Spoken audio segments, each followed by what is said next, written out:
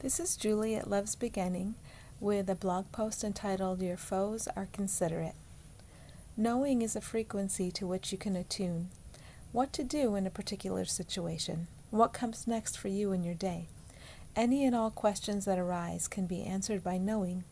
We invite you to ask knowing for all of your answers today. We have encouraged you in the past to think of ego as a small box, a box you invented in order to have the experience of separation perception. When you listen to and believe the thoughts ego sends out, you remain in separation perception. When you stop listening to ego thoughts, their volume grows weaker. When you listen to the thoughts of knowing more and more, their volume grows louder. You stop listening to ego thoughts when you stop believing them. This means that you stop believing the thoughts that disturb your peace. We use the box image in order to show you that ego is not a mighty foe. It is, however, an ingenious invention. When you get right down to it, it is nothing at all. It has no actual existence, but this metaphor will help you not turn it into a person, an enemy. It simply does the job it was designed for. It sends out disturbing thoughts to each personality structure that personality structure is most likely to believe. Then personality structures make themselves more complex and elaborate through accumulation of conflict-based thought. When we speak of the frequency of knowing, we speak of the frequency of love. Love is what you are, and it is what all beings are. With that love comes knowing. As you are beginning to doubt the thoughts of ego, knowing seems to come to you, although it is you and it is never apart from you, in the form of thought. When ego thoughts are no longer heard because they are no longer valued, knowing is more of a flow of expression and the extension of love. In attuning to the frequency of knowing, you do not value conflict thoughts. Conflict thoughts have no meaning, but the simple guidance of love is everything. Although there is great ease in following the thoughts of knowing, as a personality structure made of egoic thought weakens and falls, there can be times of great struggle and distress. The urge to hold on to what is familiar, a call sent out by ego, can be valued more than what knowing can provide, which is peace. Whenever you are not at peace, it is time to accept healing for yourself. This is how to ease your grip on ego's thoughts. It is always you. You are the one who is holding on to them, and you are the one who can let go. Conflict thoughts are heard when there is still confusion about what has happened here. You chose ego and separation perception. As time appears to continue in a linear fashion, you keep choosing for ego and separation perception because you fear punishment for the world of conflict you have created. Only you didn't create it. Creation is fully harmonious, and that which is fully harmonious cannot be disturbed or damaged. You made an illusion, and you keep clinging to this illusion in fear. As you begin to question ego thought and to set it down, the thoughts of knowing begin to dominate in your experience. As you trust knowing above all else, the volume of conflict thoughts diminishes. As you trust knowing, which is another way of saying that you trust who you actually are, love, you realize that you are forgiven and there never has been anything to forgive. As you realize this about yourself, you are able to apply this lesson to the world you think you see. You see it as a healing drama that serves all, and you understand that all are forgiven now, and there never was anything to forgive. Looking upon this healing drama, you can see that everyone is either reflecting the joy of shared identity or showing up in a way that shows beings what they have been hiding so they can accept healing for it now. Here's how the healing drama works. Of course, we have told you before, but as you still value ego thought, you need reminders so you will learn to see it as meaningless. Each time we tell you, you go deeper. Your ability to see through egoic thoughts gets stronger. Let's say your neighbor grins at you. Your neighbor is simply basking in shared identity for that moment. Let's say your neighbor takes an action that irritates you. Your neighbor hires someone to spray chemicals on the lawn. What a tremendous opportunity this is. You get the opportunity to see through all of the meaning and significance you attach to physicality. You get to see how profoundly safe you are. Each fault you see in your neighbor, it's actually a reflection of a point of attachment to ego that you can have undone right now by your non-physical team. All they need is your agreement. So let's say you feel triggered by a number of what appear to be individual things. You hear and believe the thought that your neighbor is inconsiderate. Here is your opportunity.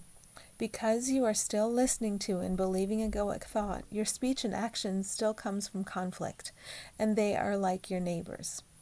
This makes you the same kind of inconsiderate your neighbor is. Both of you are listening to and acting upon untrue thoughts, so you are not considering who you actually are. You are not allowing loving action to flow uninterrupted from shared identity yet. This is the basis of being inconsiderate. Here's the exciting part. Right this minute, you have the opportunity to undo this attachment to egoic thought, and your neighbor alerted you to the opportunity. This is where the namaste, the bow of gratitude, comes in. You become genuinely grateful for how your neighbor showed you that you are still listening to and acting on egoic thought. If you weren't, you would meet the spraying of the lawn in complete peace, for that is what you are. Your neighbor also helps you become aware that you are attached to fear, so you allow fear to run the healing drama. You fear the spray, so that means you endow the spray with harmful properties. You believe, and belief has everything to do with experiences. This is a tough one to hear, but it is time, and it is very freeing to hear it. Collectively, you all endow everything physical with all of the properties it seems to have. This happens when scientific studies are done too. Scientists try to discover what definite properties of the physical has, only the physical can only have the properties you project upon it. And bringing up this fear about the physical and its potential to harm not a being but a body, you value what ego made for the experience of separation perception. You value that which was designed to be harmed. It was also designed to die. When you identify with a body, you identify with death and forget that you are life eternal. When you turn the whole of the world experience over for the purpose of healing, however, the body becomes a wonderful way to communicate with other beings about freedom, a wonderful way to express love and to share good news. So going back to your neighbor and the spray, the beautiful being your neighbor is, that beautiful being is helping you to become aware of a wonderful healing opportunity. You can undo belief in the power of the physical to harm. This is the basis of miracles.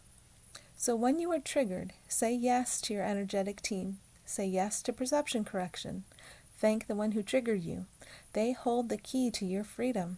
As you accept the freedom of healed perception, it becomes more available to the one who helped you too, to the chemical spraying neighbor. Isn't it amazing how incredibly considerate the one who triggered you is? She allowed you to go first into awakening. She let you go through that door first. She held it open for you and said, "Don't worry about me, I'll be fine. You just beam joy back at me from where you're going, and that will pull me through too." Seeing the truth of all beings is blindingly beautiful, and in this state it is easy not to hear ego's thoughts. We invite you to knowing today. We invite you to the truth of all beings, and we are always rejoicing with you there. Thank you for all the perception correction you are willing to receive today. And if you'd like a practice, this is practice 17. Thank you for showing up as you do. The purpose of this practice is to penetrate straight through ego thought, to see and appreciate all the divine roles of all the actors and that the actors in this healing drama are playing. If an actor shows up as a reflection of joy, the actor is calling you to who you are. If an actor shows up as a reflection of pain or conflict, the actor is sending you toward the healing that is available for you now. All, without exception, are playing divine roles, and they always play them perfectly. This is the back door written into this drama when you are ready to leave it. The characters aren't who you thought they were. They aren't who they thought they were. Under the personalities and the bodies, they are all divine beings, and they are all very helpful. There are no exceptions because there is only one of you.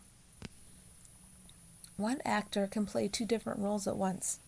For example, let's say an actor is swearing loudly. One onlooker might find it refreshing, honest, and funny. That one is allowing the call to joy. One onlooker might feel offended. That one is receiving an invitation to healing available right now. Make time for a 3-minute meditation during which you will begin to appreciate the role of each actor. Begin by saying, "Thanks to all beings for showing up as they do." Then allow beings you know, or even beings from history, to approach you in your mind's eye. They are wearing their costumes of bodies and personalities. One by one, allow them to approach you. Notice if there is an evaluation of each one. If the evaluation is positive, say to that one, "You offer me joy." If the evaluation is negative, say, "You offer me healing."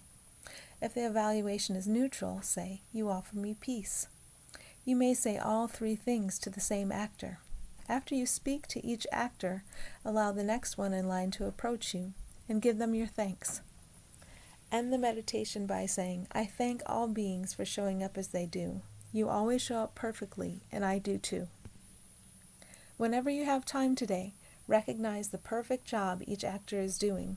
Without fail, they always offer you joy, healing, and peace.